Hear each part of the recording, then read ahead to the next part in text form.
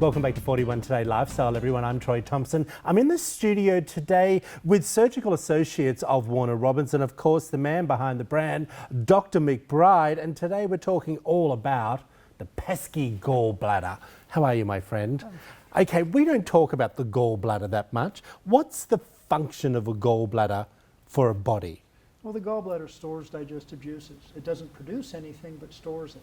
Those digestive juices produced by the liver, stored when we eat, those digestive juices are pushed in the intestine to help with the digestion. Okay, I think I get it.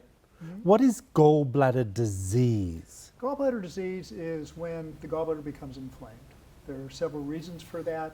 The most common is gallstones, precipitation of crystals that are produced by those digestive enzymes that can occlude the gallbladder, can occlude the ducts draining the liver, or extend down towards the intestines and cause problems with the pancreas. Do we need a gallbladder? You really don't. The gallbladder was important, say lower forms of life that would eat infrequently, had to digest quickly until something would come and eat them. Now we have this constant flow of food in our system, sort of changes the dynamics, so the gallbladder has really outlived its usefulness. Really? Isn't that interesting? A part of our body that we probably no longer need. I want to get off topic just for one moment.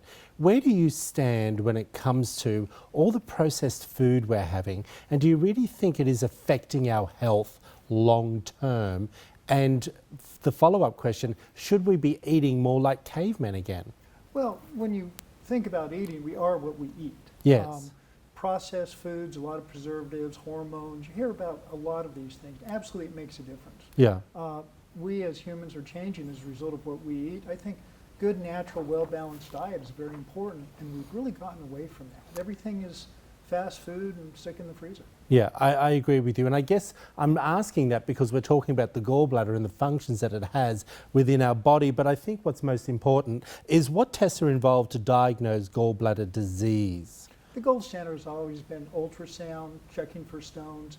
There are functional tests, say there are no stones, maybe small crystals that aren't able to be identified with the ultrasound. HIDA-scan, which is a radionucleotide test. You can actually determine how well the gallbladder functions, how well it empties when it's stimulated. All right, you said gallstones twice now.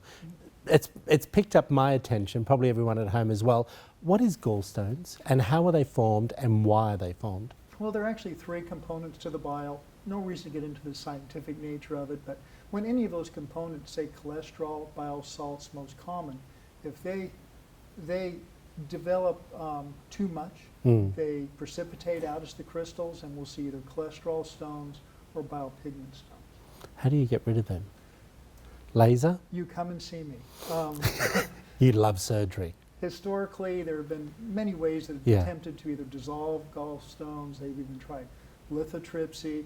The gold standard now, since we've gotten really good at removing gallbladder surgically, the laparoscope, surgery is the gold standard at this point. All right. Gallbladder complications for surgery? With the surgery itself, the complications, like any surgery, risk of bleeding, infection, got to make sure when you have your gallbladder removed, make sure you go to someone who has a lot of experience, because other complications, injuries to the liver, the ducts draining the liver, or issues with the pancreas, all of these can be commonly associated with gallbladder disease. I ask all doctors that I interview, someone sitting at home, if they feel they have a symptom or two, what should they be looking out for right now for gallbladder disease? The signs of gallbladder disease initially are very subtle. Bloating, nausea, not feeling good when you eat.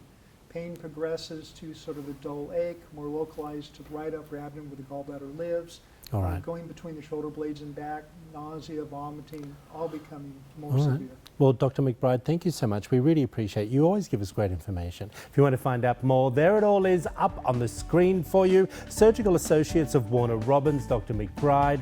If any of those symptoms ring a bell for you, pick up the phone. Back after this break.